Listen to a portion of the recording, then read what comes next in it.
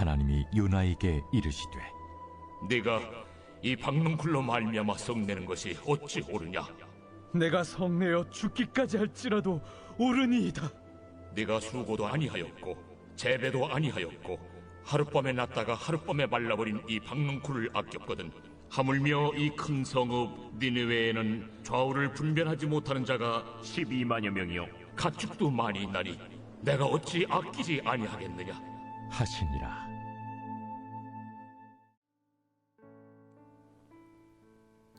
할렐루야. 주님의 이름으로 사랑하고 축복합니다. 한 해가 얼마 남지 않은 시점에서 오늘 말씀은 한겨울의 칼바람처럼 매섭고 날카롭게 우리의 무뎌진 마음과 신앙을 돌아보게 합니다. 성경을 접할 때 하나님의 심정으로 읽지 않으면 그 말씀은 무미건조하게 다가옵니다. 그러나 하나님의 마음으로 읽기 시작하면 그 마음이 고스란히 따스하게 다가옵니다. 오늘 본문은 요나 이야기 끝부분에 해당됩니다.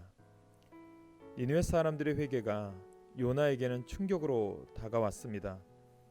분노에 치민 요나는 하나님께 치기 어린 모습을 보이고 맙니다.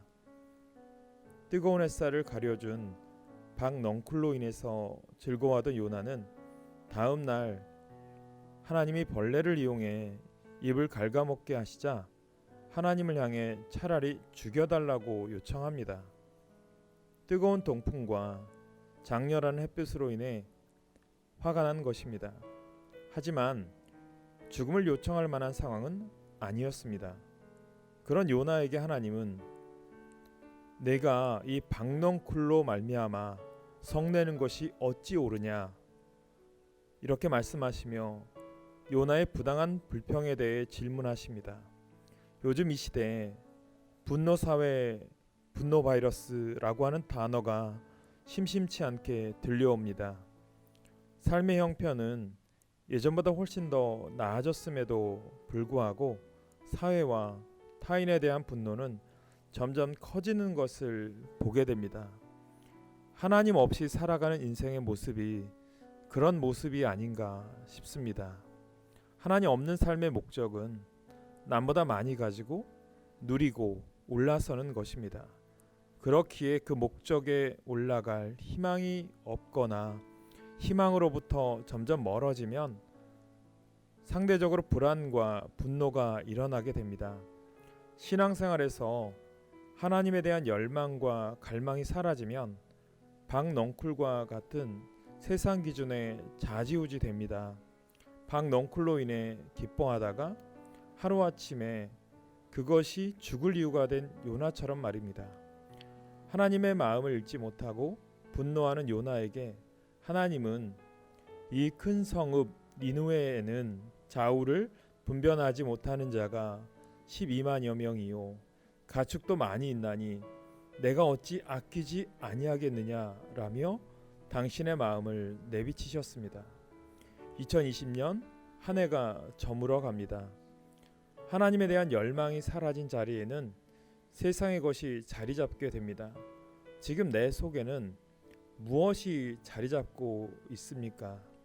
무뎌진 신앙을 다시금 갈아 하나님의 마음을 되찾기를 바랍니다. 코로나19 시대에 주님이 분명히 우리에게 바라고 소망하시는 게 있습니다. 우리는 그리스도인입니다. 그리스도인의 인생 목적은 하나님의 마음으로 하나님의 성품을 드러내며 사는 것입니다. 오늘 하루를 시작하시면서 여러분들이 만나는 사람들에게 그리스도의 향기와 그리스도의 아름다운 모습을 보이는 그러한 삶을 살기를 원합니다. 기도 제목을 드리겠습니다. 오늘 하루 시작하시면서 나라와 민족을 위해서, 교회의 회복을 위해서, 예배의 회복을 위해서, 여러분들의 자녀가 우리의 이웃이 예수의 복음으로 믿음의 사람이 되길 소망하며 코로나 치료제와 백신 개발을 위해서 기도해 주시기를 부탁드립니다. 기도하겠습니다. 하나님에 대한 사랑이 사라지면 세상의 것들이 그 자리를 차지함을 고백합니다. 요나의 모습을 통해 나의 어리석음을 보게 하셔서 무뎌진 믿음을 돌아보고 회개하게 하옵소서. 내년에는 하나님을 향한 뜨거움으로 가득 찬 신앙인이 되게 하여 주시옵소서. 예수님의 이름으로 기도합니다. 아멘.